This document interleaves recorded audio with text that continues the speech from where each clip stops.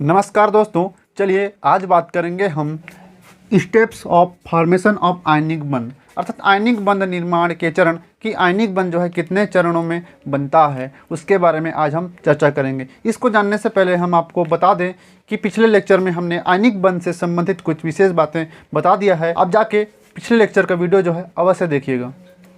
चलिए आते हैं आयनिक बंध। तो आयनिक बंध जो है 3 चरणों में बनता है। पहला चरण होता है केटायन या धनायन का निर्माण, तथा दूसरा चरण होता है ऋणायन या एनायन का निर्माण, तथा तीसरा चरण होता है जालक या लेटिस का निर्माण। तो उसको जानने से पहले कुछ महत्वपूर्ण बिंदुएं हैं, उनके ऊपर चर्चा करते हैं। तो देखिए बोर्ड पे हमने उसको लिख दिया है।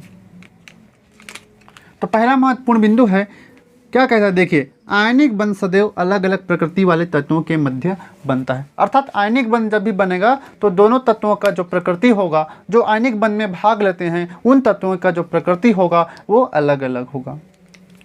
एक तत्व धातु तथा दूसरा अधातु होता है। धातु को हम मेटल तथा अधातु को हम नॉन मेटल भी कहते हैं। ठीक है, तो एक तत्व धातु या मेटल तथा दूसरा तत्व अधातु या नॉन मेटल होता है। अगला पॉइंट कहता है धातु विद्युत धनी प्रकृति के होते हैं जो कि इलेक्ट्रॉन त्याग कर धनायन या केटायन बनाता है, तथा अधातु विद्युत ऋणी प्रकृति के होते हैं जो कि इलेक्ट्रॉन को ग्रहण कर ऋणायन या एनायन बनाता है।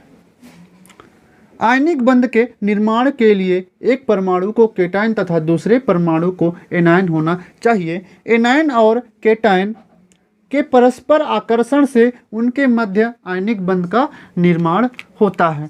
तो यहाँ पे हमने समझा कि आयनिक बंध जो है विपरीत प्रकृति वाले या दो अलग अलग प्रकृति वाले तत्वों के मध्य बनता है। एक तत्व जो है धातु होता है तथा दूसरा तत्व अधातु होता है। धातु जो है विद्युत धनी प्रकृति का होता है जो कि क्या कर सकता है, इलेक्ट्रॉन को त्याग के धनायन बना सकता है। उसी प्रकार से अधातु क्या करता है, इलेक्ट्रॉन को ग्रहण करता है। धातु क्या करता था, इलेक्ट्रॉन को त्यागता था, लेकिन यहाँ पे अधातु जो है इलेक्ट्रॉन को ग्रहण करेगा और ऋणायन बनाएगा। अधातु जो है इलेक्ट्रॉन को इसलिए ग्रहण करता है क्योंकि अधातु विद्युत ऋणी प्रकृति का होता है। विद्युत ऋणी का मतलब यही होता है कि वह इलेक्ट्रॉन को ग्रहण कर ऋणायन बनाए। इस तरह से हमको धनायन और ऋणायन प्राप्त हो जाएगा। तो यहाँ पे स्पष्ट कह दिया है आयनिक बंध के निर्माण के लिए एक परमाणु को केटायन तथा दूसरे परमाणु को एनायन होना चाहिए। केटायन जो कि क्या होता है, धन, ऋण, एनायन जो कि ऋण होता है। धन और ऋण एक दूसरे के विपरीत आवेश होते हैं, तो जाहिर सी बात है परस्पर एक दूसरे को आकर्षित करेंगे, उस तरह से एक दूसरे को आकर्षित करेंगे और आयनिक बंध का निर्माण होगा। तो यहाँ पे एनायन और केटायन के परस्पर आकर्षण से के मध्य आयनिक बंध का निर्माण होता है। तो दो विपरीत आवेश एक दूसरे को आकर्षित करेंगे और उनके बीच आयनिक बंध का निर्माण होगा। अब देखिए विद्युत धनी, अब समझते हैं विद्युत धनी और विद्युत ऋणी क्या होता है। तो विद्युत धनी का मतलब है कोई भी तत्व जो इलेक्ट्रॉन को त्याग के धनायन बना सके, और धनायन बनाने के कारण ही वह अष्टक पूरा कर पाता है। पहले वह उदासीन अवस्था में था, उसका अष्टक कंप्लीट नहीं होता है, तो वह धनायन बनाएगा, एक इलेक्ट्रॉन को निकाल देगा तो उसका अष्टक पूरा हो जाएगा। इस तरह से उसका अष्टक भी पूरा हो जाएगा और धनायन भी हमें प्राप्त हो जाएगा। उसी प्रकार से वहीं पर अधातु क्या करता है, धातु द्वारा जो इलेक्ट्रॉन त्यागा गया है उसी इलेक्ट्रॉन को वह ग्रहण करेगा और ऋणायन बनाएगा। इस तरह से हमें ऋणायन प्राप्त हो जाएगा और वहीं पे अधातु जो है अपना अष्टक भी कंप्लीट कर लेगा। चलिए इस चीज को समझते हैं।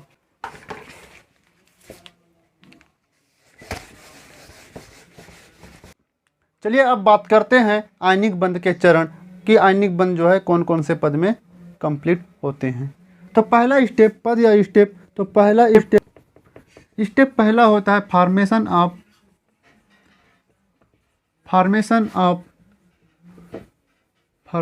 ऑफ केटायन, अर्थात धनायन का निर्माण, धनायन का निर्माण। दूसरा स्टेप है फॉर्मेशन ऑफ एनायन, अर्थात ऋणायन का निर्माण। तीसरा स्टेप है फॉर्मेशन ऑफ लेटिस अर्थात जालक का निर्माण। तो पहला स्टेप है फॉर्मेशन ऑफ कैटायन या धनायन का निर्माण, दूसरा स्टेप होता है फॉर्मेशन ऑफ एनायन या ऋणायन का निर्माण, तीसरा स्टेप होगा फॉर्मेशन ऑफ लेटिस या जालक का निर्माण। तो प्रत्येक को बारी बारी से समझते हैं। तो पहला स्टेप पद या स्टेप, तो पहला स्टेप होता है फॉर्मेशन ऑफ कैटायन अर्थात धनायन का निर्माण। तो इस पद में क्या होगा, कोई विद्युत धनी तत्व, माना कोई विद्युत धनी तत्व सोडियम है, सोडियम एक धातु होता है, तो धातु क्या होता है, विद्युत धनी प्रकृति का होता है। तो सोडियम धातु लिया जो कि विद्युत धनी प्रकृति का होता है, क्या होता है, विद्युत धनी प्रकृति का होता है। यहाँ पे लिख देते हैं विद्युत धनी। अब विद्युत धनी प्रकृति का है इसलिए वो क्या करेगा, इलेक्ट्रॉन को त्याग के अपना अष्टक पूरा करेगा। तो वह क्या करेगा, इलेक्ट्रॉन को निकाल देगा और धनायन बना लेगा। तो पहला तत्व आया जो कि धातु है। सबसे पहला स्टेप फॉर्मेशन ऑफ कैटायन या धनायन का निर्माण। तो धनायन के निर्माण के लिए, धनायन का निर्माण जो है कोई विद्युत धनी तत्व करता है। तो विद्युत धनी तत्व या परमाणु हमने लिया है सोडियम। सोडियम क्या करेगा, इलेक्ट्रॉन को त्यागेगा और धनायन बना लेगा। सोडियम एक तरह से इलेक्ट्रॉन को इसलिए भी त्यागता है क्योंकि सोडियम के उदासीन परमाणु में उसका अष्टक कंप्लीट नहीं है, तो वहाँ एक इलेक्ट्रॉन को निकाल देगा और सोडियम का धनायन बना लेगा, तो उसका वहाँ पे अष्टक भी कंप्लीट हो जाएगा। तो सोडियम का जो परमाणु क्रमांक होता है वो होता है 11, अर्थात उसके पास 11 इलेक्ट्रॉन है। उसका इलेक्ट्रॉनिक विन्यास करेंगे 2 8 1। यहाँ पे उसके बाह्यतम कोश में एक इलेक्ट्रॉन है, अर्थात अष्टक कंप्लीट नहीं है। अष्टक कंप्लीट करने के लिए उसको एक इलेक्ट्रॉन त्यागना पड़ेगा। ये जो इलेक्ट्रॉन है वो गायब हो जाएगा, तो उसके बाह्यतम कोश में 8 इलेक्ट्रॉन हो जाएंगे। तो इसके लिए वो क्या करेगा, इलेक्ट्रॉन को निकाल देगा अर्थात त्याग देगा और धनायन बना लेगा। तो इस सोडियम के धनायन में उसका इलेक्ट्रॉनिक विन्यास होगा 2 8। उसके बाह्यतम कोश में 8 इलेक्ट्रॉन आ गए, अर्थात यहाँ पे उसका ऑक्टेट कंप्लीट हमें मिल गया। अष्टक कंप्लीट हुआ, साथ ही साथ हमें एक धनायन या कैटायन हमें प्राप्त हो गया। तो सोडियम का हमें कैटायन यहाँ पे प्राप्त हो गया। पहला स्टेप था फॉर्मेशन ऑफ कैटायन, तो यहाँ पे हमें कैटायन मिल गया, कैटायन का हमने निर्माण कर दिया। तो इस प्रक्रिया में कोई ना कोई ऊर्जा की आवश्यकता हुई होगी। तो देखिए समझते हैं इस चीज़ को। किसी परमाणु से इलेक्ट्रॉन को निकालने के लिए जो ऊर्जा की आवश्यकता होती है वो उसको हम कहते हैं आयनन ऊर्जा। तो ये प्रक्रिया होती है आयनन की प्रक्रिया, किसी परमाणु से इलेक्ट्रॉन निकालने की प्रक्रिया आयनन कहलाती है। और इस आयनन की प्रक्रिया में जो ऊर्जा की आवश्यकता होगी उसको हम कहते हैं आयनन ऊर्जा।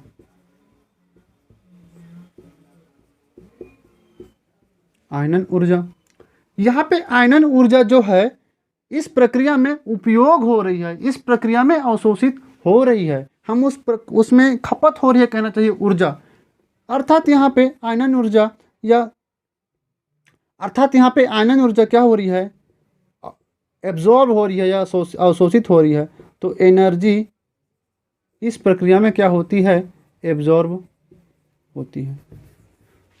तो फॉर्मेशन ऑफ कैटायन की प्रक्रिया में क्या होती है, एनर्जी जो है लिया जाता है, एब्जॉर्ब होती है। इस तरह से हमें धनायन का निर्माण या कैटायन का निर्माण हो गया। अगला स्टेप है हमारा फॉर्मेशन ऑफ एनायन। अगला स्टेप हमारा होता है स्टेप दूसरा, फॉर्मेशन ऑफ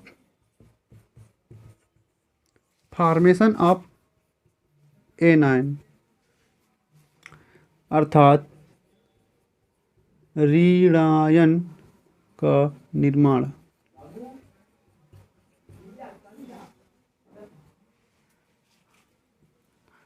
इस प्रक्रिया में क्या होगा, कोई अधातु, अधातु क्या होता है, विद्युत ऋणायन प्रकृति का होता है, जो कि इलेक्ट्रॉन को ग्रहण करने की क्षमता रखेगा और इलेक्ट्रॉन को ग्रहण करके ऋणायन बनाएगा, ऋणायन अर्थात एनायन, और हमें एनायन प्राप्त हो जाएगा। देखिए कैसे, कोई विद्युत ऋणायन परमाणु मैं लिया क्लोरीन, क्लोरीन अभी उदासीन अवस्था में है, तो यहाँ क्या करेगा, एक इलेक्ट्रॉन को ग्रहण करेगा और एक इलेक्ट्रॉन ग्रहण करेगा और क्या बना लेगा, क्लोरीन का माइनस आयन, अर्थात हमें यहाँ पे एनायन प्राप्त हो जाएगा।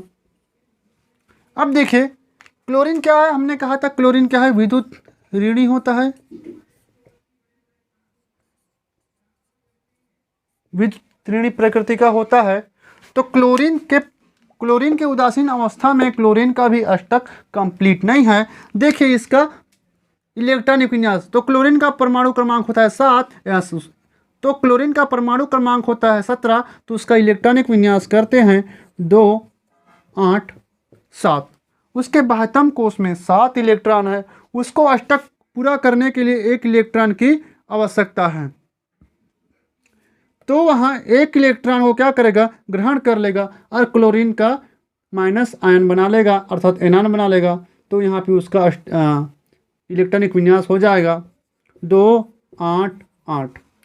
तो क्लोरीन के ऋणायन में उसका इलेक्ट्रॉनिक विन्यास होगा 2 8 8 और क्लोरीन के उदासीन में 2 8 7। यहाँ पे अष्टक कंप्लीट नहीं है और यहाँ पे उसका अष्टक कंप्लीट हो गया। यहाँ पे क्लोरीन जो है इलेक्ट्रॉन ग्रहण करके अपना अष्टक भी कंप्लीट कर लिया और हमें एनायन भी प्राप्त हो गया यहाँ पे। अब इस प्रक्रिया में कोई ना कोई ऊर्जा की आवश्यकता हुई होगी, तो उस ऊर्जा को कहते हैं इलेक्ट्रॉन ग्रहण ऊर्जा, अर्थात यहाँ पे इलेक्ट्रॉन को ग्रहण किया गया। इलेक्ट्रॉन ग्रहण ऊर्जा अर्थात इलेक्ट्रॉन बंधुता। इलेक्ट्रॉन बंधुता का मतलब होता है इलेक्ट्रॉन को पकड़ने की क्षमता, इलेक्ट्रॉन को ग्रहण करने की क्षमता को हम कहते हैं इलेक्ट्रॉन बंधुता या इलेक्ट्रॉन ग्रहण एंथैल्पी या एनर्जी। तो यहाँ पे क्या यूज हो रहा है, इलेक्ट्रॉन एफिनिटी, E इस ऊर्जा को कहते हैं इलेक्ट्रॉन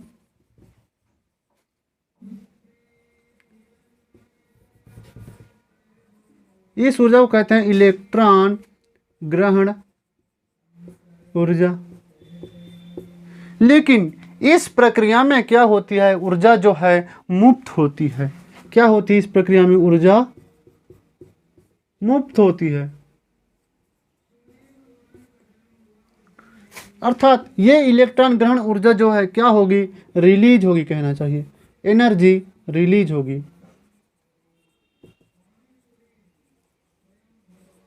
तो फॉर्मेशन ऑफ एनायन में क्या होता है, कोई अधातु जो कि विद्युत ऋणी प्रकृति का होता है, अर्थात वहाँ इलेक्ट्रॉन को ग्रहण करके एनायन बना लेगा। इस प्रक्रिया के लिए जो ऊर्जा की आवश्यकता होगी उसको हम कहते हैं इलेक्ट्रॉन ग्रहण ऊर्जा, अर्थात इलेक्ट्रॉन एफिनिटी। इलेक्ट्रॉन एफिनिटी का मतलब होता है इलेक्ट्रॉन को पकड़ने की क्षमता या इलेक्ट्रॉन को बांधने की या ग्रहण करने की क्षमता, तो उस ऊर्जा को कहेंगे इलेक्ट्रॉन ग्रहण ऊर्जा। तो इस प्रोसेस में क्या होगी, ये इलेक्ट्रॉन ग्रहण ऊर्जा जो है निकलेगी इस प्रक्रिया से, इस अभिक्रिया से क्या होगी, निकलेगी कहना चाहिए, अर्थात एनायन के निर्माण में एनर्जी जो है रिलीज होगी, एनर्जी वातावरण में निकलेगी।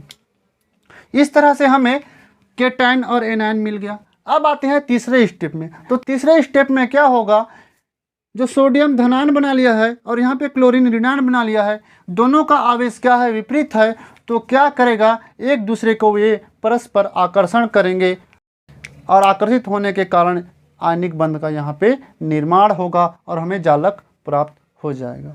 सोडियम और क्लोरीन का जालक प्राप्त होगा जिसको हम कहेंगे सोडियम क्लोराइड। तो चलिए आगे बात करते हैं। अगला स्टेप है हमारा तीसरा स्टेप, फॉर्मेशन ऑफ लेटिस या जालक का निर्माण का। अगला स्टेप होता है तीसरा, स्टेप थर्ड। स्टेप थर्ड में क्या होता है, फॉर्मेशन ऑफ लेटिस, जालक का निर्माण, जालक का निर्माण।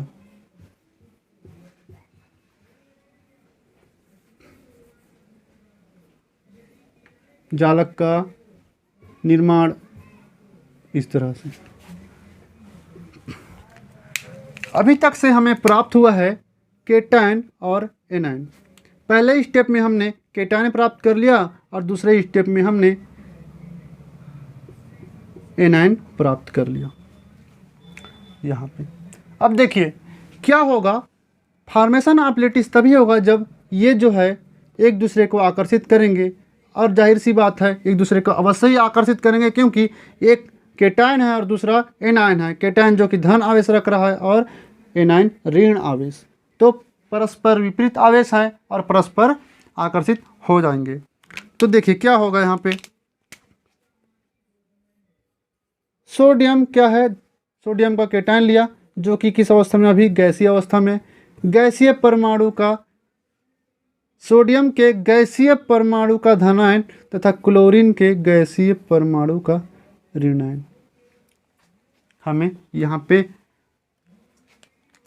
तो सोडियम के गैसीय परमाणु का धनायन तथा क्लोरीन के गैसीय परमाणु का ऋणायन एक दूसरे को क्या करेंगे, आकर्षित करेंगे और आयनिक बंध का निर्माण करेंगे।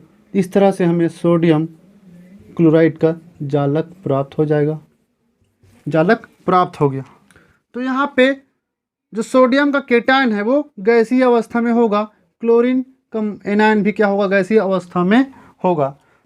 तो फॉर्मेशन ऑफ लैटिस में क्या हुआ, केटायन और एनायन के मध्य परस्पर आकर्षण हुआ। आकर्षण करने के कारण ही उनके बीच आयनिक बंध बना और हमें जालक प्राप्त हो गया, सोडियम क्लोराइड का जालक प्राप्त हो गया। इस प्रक्रिया में क्या हो गई, ऊर्जा जो है निकली या ऊर्जा रिलीज हुई, तो वो ऊर्जा किसके तुल्य है, जालक ऊर्जा के तुल्य होगी। अर्थात इस प्रक्रिया में क्या हो रही है, एनर्जी रिलीज हो रही है। इस प्रक्रिया में ऊर्जा जो है रिलीज हो रही है। एक बार शुरू से समझते हैं। सबसे पहले पहला स्टेप में क्या हुआ, पहले स्टेप में क्या हुआ, सोडियम लिए। सोडियम क्या होता है, विद्युत धनी तत्व होता है या परमाणु है यहाँ पे। तो सोडियम क्या किया, सोडियम यहाँ पे गैसीय अवस्था में होगा, सोडियम यहाँ पे गैसीय अवस्था में होगा, जो कि इलेक्ट्रॉन को निकाल देगा और सोडियम का धनायन बना लेगा। हमें धनायन या यहाँ पे केटायन जो है प्राप्त हो जाएगा। इस प्रक्रिया में ऊर्जा क्या हो गई, एनर्जी एब्जॉर्ब हुई। उस एब्जॉर्ब एनर्जी को हम कहते हैं आयनाइजेशन एनर्जी या आयनन ऊर्जा, आयनन ऊर्जा। ठीक है, तो हमें केटायन जो है प्राप्त हो गया। दूसरा स्टेप में हमने क्या बनाया, एनायन बनाया। ठीक है, तो क्लोरीन उदासीन है, तो क्लोरीन क्या करेगा, क्लोरीन की प्रकृति होती है, ये जो है अधातु है, तो अधातु की प्रकृति होती है इलेक्ट्रॉन को ग्रहण करना, अर्थात विद्युत ऋणता की प्रकृति होती है, तो वो क्या करेगा, इलेक्ट्रॉन को ग्रहण करेगा और क्या बना लेगा, क्लोरीन का माइनस आयन, अर्थात यहाँ पे वो एनायन हमें प्राप्त हो गया। यहाँ पे इस प्रोसेस में जो ऊर्जा की आवश्यकता हुई, उस ऊर्जा को कहते हैं इलेक्ट्रॉन एफिनिटी या इलेक्ट्रॉन गेन एंथैल्पी, इलेक्ट्रॉन ग्रहण ऊर्जा। यहाँ पे हमें पहले स्टेप में केटायन मिल गया, दूसरे स्टेप में एनायन भी प्राप्त हो गया। तो पहले स्टेप में हमें धनायन मिल गया, दूसरे स्टेप में एनायन मिल गया। इस प्रोसेस में ऊर्जा क्या हो गई, रिलीज हुई कहना चाहिए। जो इलेक्ट्रॉन ग्रहण एंथैल्पी है वो क्या हुई, रिलीज हुई, वातावरण में मुक्त हुई। अब तीसरे स्टेप में क्या हुआ, स्टेप तीसरा में जो केटायन और एनायन मिला है, तो केटायन प्लस एनायन के मध्य परस्पर आकर्षण होगा और आकर्षण के फलस्वरूप हमें आयनिक बंध का आकर्षण के फलस्वरूप हमें आयनिक बंध जो है प्राप्त हो जाएगा। इस तरह से सोडियम क्लोराइड का जालक हमें प्राप्त हो जाएगा। इस प्रोसेस में जो ऊर्जा निकली, इस प्रोसेस में क्या हुई, ऊर्जा जो है वातावरण में निकली, वो ऊर्जा जो है जालक ऊर्जा के तुल्य होती है, जालक ऊर्जा के तुल्य होती है। इसे U से दर्शाते हैं, जालक ऊर्जा को U से हम नोट करते हैं। तो पहला स्टेप केटायन का निर्माण, दूसरा स्टेप एनायन का निर्माण तथा तीसरा स्टेप लेटिस का निर्माण। तो फाइनली हमें यहाँ पे जालक या लेटिस हमें प्राप्त हो गया। तो इस तरह से इन चरणों में जो है आयनिक बंध का निर्माण होता है। चलिए आज के लिए इतना ही करते हैं। ठीक है, धन्यवाद।